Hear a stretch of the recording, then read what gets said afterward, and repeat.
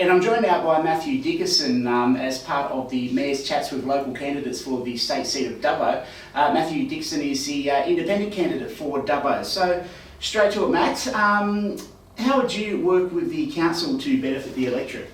Well, look, having a local government background myself, obviously 12 years on council, 5 as mayor, 4 with you as deputy mayor while I was mayor during that time, I realised the importance of council. And one of the things that's happened over the years is that councils get a little bit forgotten about by state government. We know about cost shifting, we know a whole range of issues there.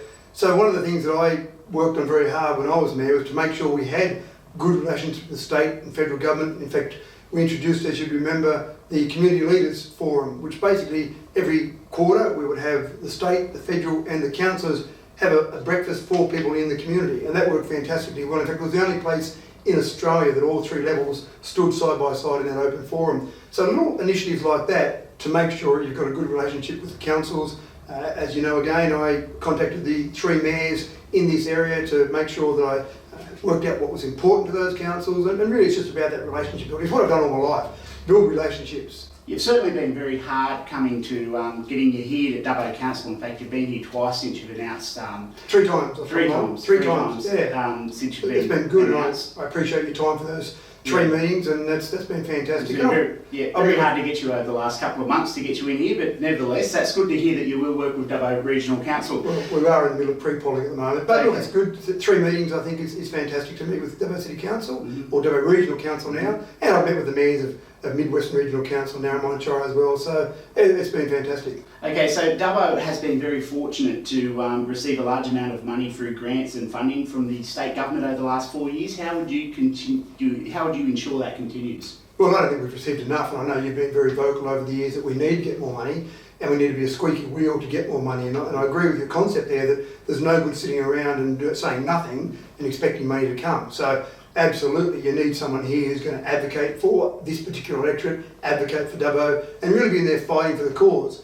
There is an incredibly high likelihood that this will be a hung parliament, and what a fantastic position to be in, having an independent candidate in a hung parliament. As everyone says, the way to line your streets with gold is to have an independent in a minority government, and that will be fantastic. This state's only ever had 1 hung parliament in my lifetime. In 1991, the Nick Greiner-led coalition only was able to get in there with the help of independents, and Tony Windsor was one of those main ones there. The amount of money that flowed through for Tony Windsor's electorate was incredible, and they're still seeing the benefits of that now. Talking hung parliaments, that begs the question, in a hung parliament, Liberal or Labor?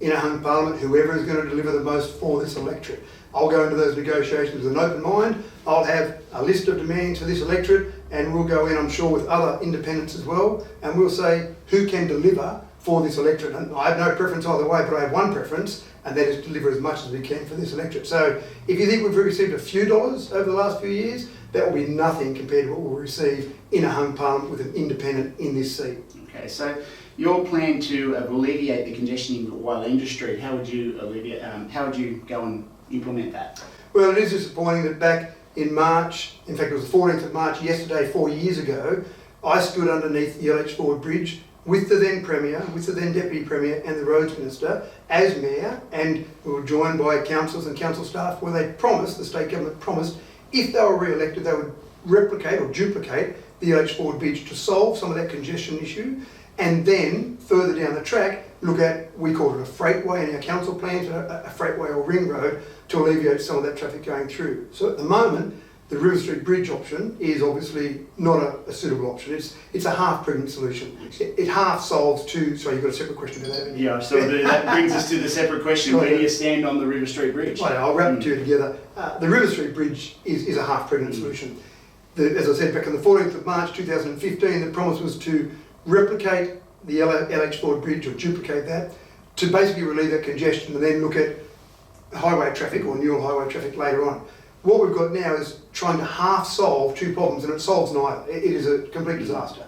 Even the fact that it's got to go underneath the railway bridge, it's going to take it down to the floodplain. What's the point of that? It really isn't a solution. So we really need 2 solutions. There are 2 problems here.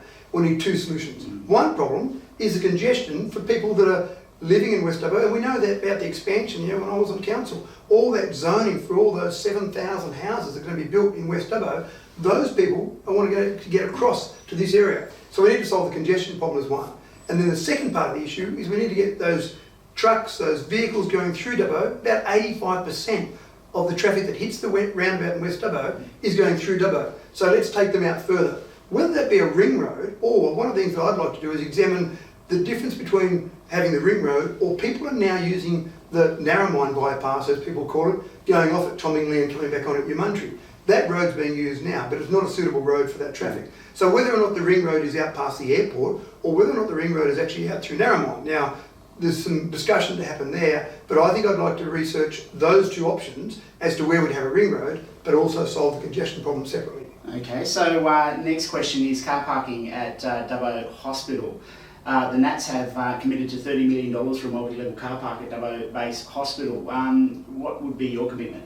What a disappointing outcome to have a shiny new hospital built with not enough car parking. And I know you've been very vocal about that. And what sort of government plans a great new hospital without the appropriate car parking? We know if you go and put in a development application through council, you've got to actually have the appropriate car parking for that facility. And this state government put in a hospital without the appropriate car parking. So having an election promise around something that should have been part and parcel of that bill is ridiculous.